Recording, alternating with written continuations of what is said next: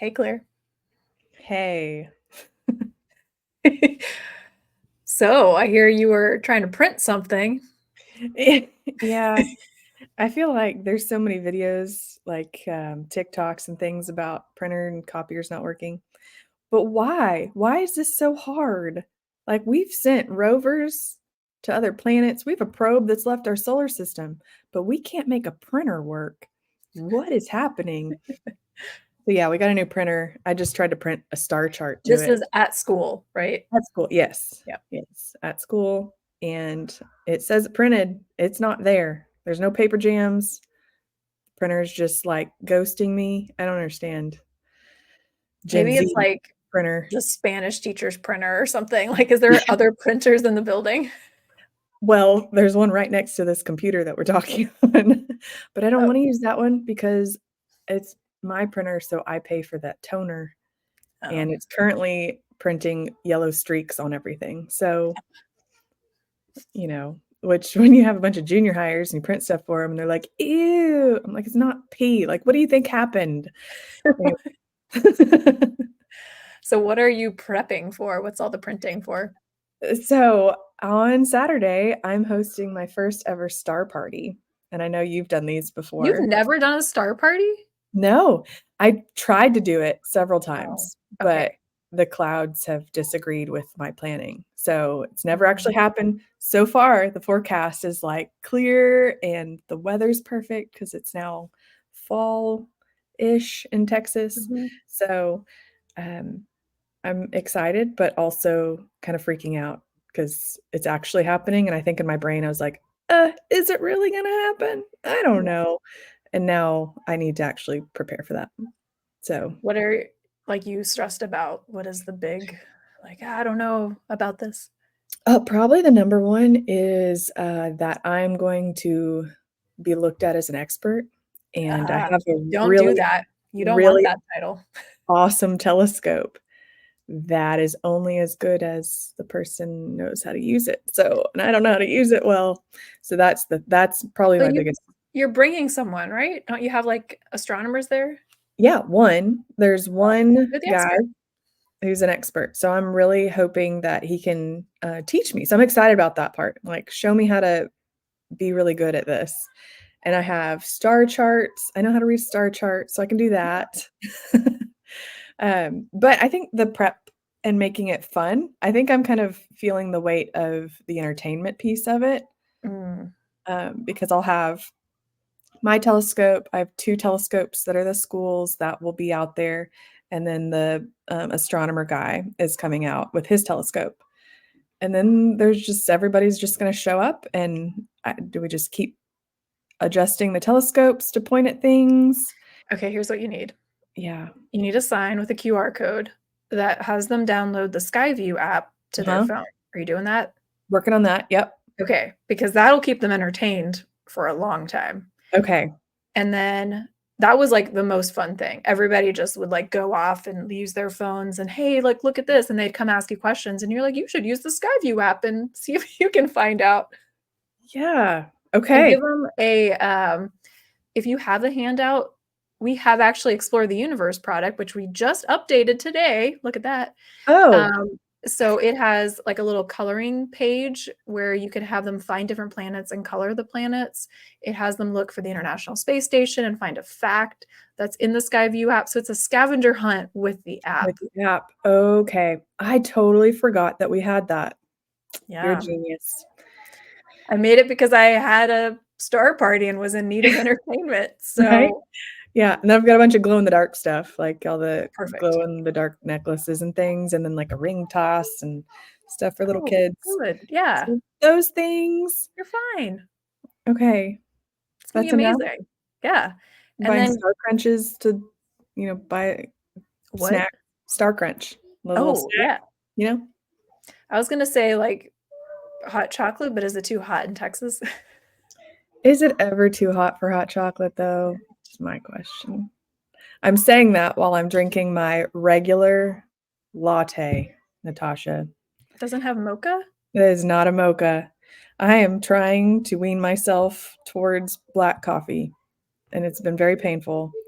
Right now, today is my first day to have just one pump of mocha in my latte, It's mocha light. but I ordered it as a latte instead of a mocha Oh. and just asked for one pump of mocha because I told you on the phone that last Mhm. week I ordered a mocha, which normally the grande mocha at Starbucks has 4 pumps of mocha in it, and I ordered it through the app and said I just wanted 2 pumps because I've been decreasing. And they gave me a grande mocha with extra 2 pumps of mocha in it. And that was a really hard day, so I probably needed it, but That also is so much mocha, though. there's so much mocha, which it's really hard for me to say there's too much chocolate, but that was too much It's chocolate. just like drinking the sauce at this point. Like, you could feel the texture going down as you drink it. It was almost not a liquid anymore. So, yeah, this is better, I think. Well, I guess good luck with your journey to black coffee. I don't ever anticipate the day will come that you are gonna drink a straight cup of black coffee, but Challenge accepted. there you go. That was my goal. But So, anyway, hot chocolate at the star yeah, party I was gonna maybe. say hot chocolate, lemonade, like a big thermos of something would be fun to have Either a one, drink, awesome. Lemonade or hot chocolate. or both. Iced tea, that's the Texas thing. Yes, exactly. Okay, yeah. But hot chocolate's fun because then you can have bags of marshmallows so they can make their own, like, whipped cream. It's a little hot chocolate station. Oh, that would be fun. Do they have, like, star-shaped marshmallows? Because that would be pretty cool. They're Or white, so something. they count as stars, Claire. Don't overthink it. As long as I label it as a star, Yeah. then it works, right? Oh, wait, make your constellation with marshmallows Oh, in your cup. Does that work? yes. Okay, love that. I'm writing that on a sticky note right now because I will forget. But that's brilliant. Okay. And then we'll Yes, we post should all the plan photos. all of the things while recording a podcast. I think that's always really productive. You know what? I got another one for you. Oh Let's dear, talk about the framework since I need your input. because that's consumed your life. So I Natasha, want it gone. tell me, what is this framework you speak of? That's a great question, Claire. So basically, we 10 have been years trying. ago. Sorry. What's that? I was gonna preface 10 years ago, we Yeah, actually, really, start at this the has beginning. been a journey. We are just, every podcast usually ends up with, where are we going and why are we doing this? That is often our philosophical pontifications on this podcast. And so after this PhD journey, I wrote this dissertation and then I needed to make it something useful. And so Claire and I have been going back and forth on a scope and sequence for a STEM teacher who's like, I teach kinder through 8th grade, just like Claire. What are you teaching? And why are you teaching it? And what is the point of it all? Right? Great questions. Yep. Great. So we are attempting to tackle that with this framework that we're right now calling a framework for engineering learning. And so, what I would like to do is I have 2 questions. One is I've simplified it since the last time you saw it. So let me share Which and then is huge for you, I feel like. right, 'Cause making it simpler. yeah. I mean, you're good at that, but also it's hard when It there's is so much hard information. Mhm. and you feel like you're missing stuff. So There's so much white on this page that I'm it's looking too at right much white. Yeah. So feedback I got already is don't put numbers, but there are 3 parts that don't necessarily have to be done in a specific order.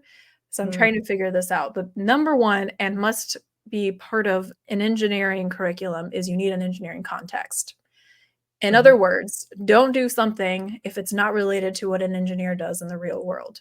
And we have a whole podcast on would an engineer solve your problem? So go check that out. But that's like number 1. And then the other 2 are the main learning objectives for an engineering learning environment. So then we have engineering knowledge. So this is where I've shifted a little. So I have science knowledge. Okay, that's pretty obvious, right? Thermodynamics, Yep. fluid mechanics, things breaking, sciencey stuff. And then I have a bucket called real world technical applications. And this bucket is I have an idea, right, that works theoretically, an invention, a design. How do I make it a reality? And there are some things an engineer needs to know to make it Ooh. real. So, everything from the limitations of our current technology to the environment, like human user interface, like all these practical pieces, I put in this bucket that I'm calling real world technical applications. Yes, that is the piece that we've been missing, that we didn't know how to, like, what do you define that as?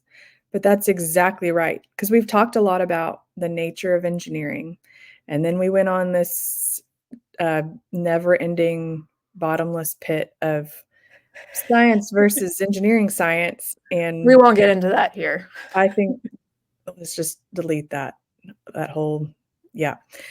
Um, but what the point was is to get towards this application, because nothing of it doesn't matter unless you apply it, and that's what engineers do.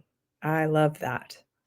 And before it was a separate thing, like connected to the real world. And we were like, bring in careers and talk about technology development. But it's more like, no, these are actual concepts. Like everything from like the assembly line of how cars are made, like the life cycle of a technology. There's just so many pieces here. We could go really deep dive into all the parts, but I just wanted a bucket to put all that in that is separate from I'm a scientist and I come up with these phenomenon. Like I describe how objects go through air and fall and break, right? These are very theoretical things that help us come up with designs. But then the practical piece of I'm an engineer in charge of designing the next rocket ship. There's two buckets, right? And it takes Mhm, two types of engineers and actually a lot of different engineers and other jobs.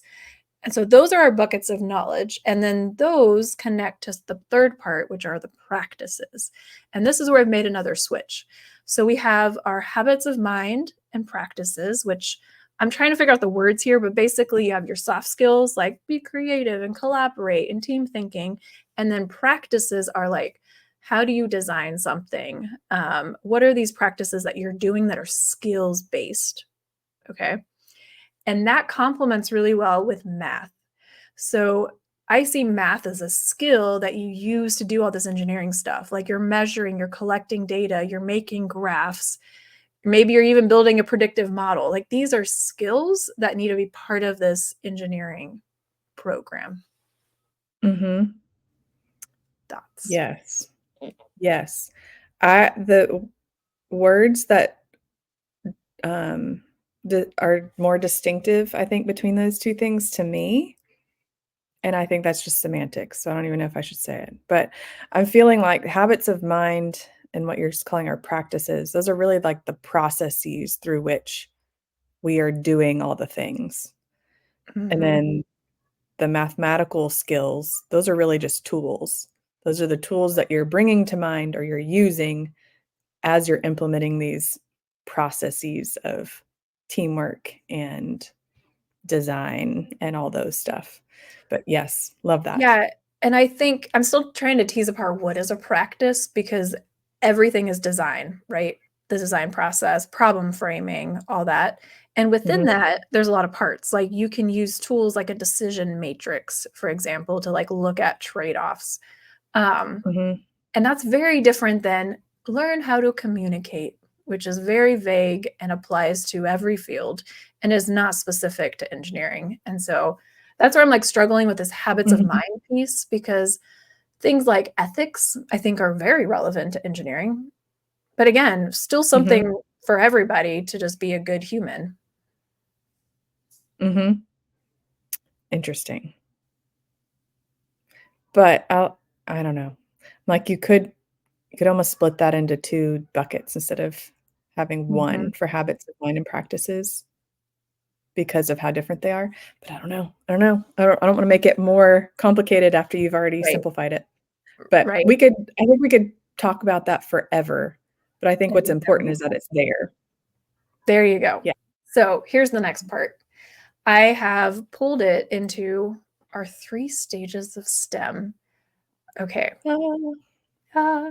So We've used this word before, engineering explorations, and I have Mhm, actually defined it here. And it's what we've been doing with stage one without realizing it. We have activities for each bucket. We have science activities, we have these math lessons, right? Like heart rate math.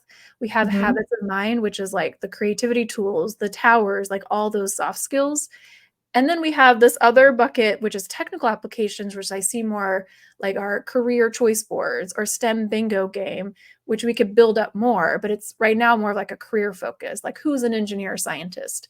mhm. Those we have, and we've been trying to figure out what to label them. And I realized they've all been part of stage one, but in different buckets. Oh, beautiful. Yes. That Uh-huh. okay. So then stage two, and this helps when you have the visual. So explain stage two, what you're seeing. Okay, so you have your science knowledge and those technical applications, the real world technical applications, and you apply them by going through your there's an arrow, that's why I'm saying through. Using these habits of mind and practices and math skills. You are combining those to all lead into solving an engineering design problem. So you have to start though with that foundation of the science knowledge, with that context of engineering, right? Which is what we talked Mhm. about. That's like the first piece of the puzzle. Maybe it should be puzzle pieces instead of numbered on the first one. Ooh, that's a good idea. Um, I like that. but they all lead up to the solving the engineering design problem. You need kind of all those things to pull together: science Yeah. knowledge, real world technical application, the habits of mind and practices, and the math skills. Those four buckets are what you need Yeah. for stage two. And then I differentiated this from stage three with some additional layers to it. So that is what we're calling our capstone project. And this is project based now. So it's student driven. You're managing a team. You're doing additional research. Ideally, you're bringing in an expert. It's a lot more open ended. So like weather balloon, habitat. That's like your stage three. So I don't think I've made any changes to our three stages of STEM. I just kind of made it clearer, perhaps. Yeah, I think that helps a teacher be able to organize how you implement it and what the learning goals are, because you can see those distinct things coming through. And if you were to build like a stage two design challenge, it would make it easier to figure out, well, what piece am I missing? So yeah, super helpful. And I love the graphics. Thanks. I spend way too much time on this graphics, but it helps me make sense of it. I'm a very visual person, and so I'm like, "Oh, this the buckets." And the way you said stage 2 was not actually what I intended, but that Oh. made a lot of sense. So, subconsciously, those knowledge domains are used through the practices, so nice. You just know what to do, even Mhm. if you can't put it into words. You put it into a graphic. Well done. Okay, and then my last question. We got a question from a teacher who's a science teacher helping review this, and she Okay. wanted to know why are we calling it a framework for engineering learning? Is Vivify STEM now going to pivot and only develop engineering lessons, or are we still doing STEM education? Comments. Okay. My reaction to that, I don't know if she used the same words that you just used, but you said the word pivot, and I would push back on that and say we've never pivoted. We've always, as Vivify, we started doing this as engineers, seeing that there was a need to teach the skills with the real world application about what we do. And that's why we jumped in. I feel like when STEM was a buzzword, when it all started, whatever year that was, that we were like, hey, we can help with that. Because what STEM really meant was engineering. And you do all the things that you do in the acronym science, technology, and math, all through the application, which is the context of engineering. And so I would say Vivify is not pivoting. We've always done engineering and we've called it STEM because that's how the world labels it right now. But it's truly engineering as the application of all those things. Yeah, that's basically what my Is that exact thoughts your were. response? Yeah. Okay. And it's in our mission now, which is to re-engineer STEM education. And it's become such a big word that encompasses too many things, which is why we came up with the 3 stages. But Mhm. it still needed more refining. And now there's this big movement for engineering in K-12. And so we're like, we've always been here, and we just use the word STEM because that's what you were all calling it. But we have no claim that we are teaching all the science. We are not claiming we're teaching all the math. Like, do not come to us for math curriculum. Come to us for engineering curriculum that integrates the science knowledge, the engineering habits of mind, practices, context, all the stuff, the technical applications, right? So how does it work in the real world? And then those math skills through this context of engineering. Yeah, because that's how it's done in the real world, and that's the way we know it because that's what we did before jumping into education. We were the people actually doing the stuff as engineers using the math and science. I actually was thinking about this the other day, Natasha. Quick question Yeah. before we wrap this up, but what is your favorite science? Is there a science, like if you were to pick a course that had all different kinds of sciences like anatomy, biology, physics, just to take for fun, what would it be? Hmm. This is really hard because I have such negative reactions to so many science classes from undergrad of like not enjoying how it was taught. You know what I Mm. mean? Like now that I've taught physics, I really like it, but I hated it as an undergrad because I didn't like the professors. Well, you had the worst ones. I did. And so I appreciate science so much more and how like astronomy, like I took this astronomy class. That was one of my favorites in undergrad. It was an elective. Um, oh, that's so hard. What's your answer? Well, I forgot about astronomy, so that one now it's Uh-oh. hard. But I love physics and chemistry, so it'd be hard between those 2. Yeah. I I don't could like chemistry, so that was easy. Yeah, I could leave the life sciences though, I don't know. Hey, it's great to learn about life. I'm happy to be alive, but that's for somebody else to figure out how to keep me alive, I guess. Well, actually, I think it takes a very different type of brain and thinking for each of those buckets. So, like, physics Mhm. is very ordered and, right, math based. And then biology is a lot of like cataloging and memorizing and understanding very complicated systems. And that's Mhm. like what my sister loves. Like, that's how her brain operates. And so maybe that's It's so why. great. For people who love to live in chaos and never know the answer to things, go for that biology and anatomy. So let us know in the comments what kind of science do you like or love to hate? I don't know. But we're gonna stick with engineering, so There you go. All right. Well, we will throw in a little sneak peek of this framework that we will continue calling a framework for engineering learning with maybe an asterisk of you can call this STEM, but, and then I'll cue this podcast. But There you anyway, go. but for now, Claire, best of luck at your star party. I Thanks. hope the weather stays amazing. STEM space out.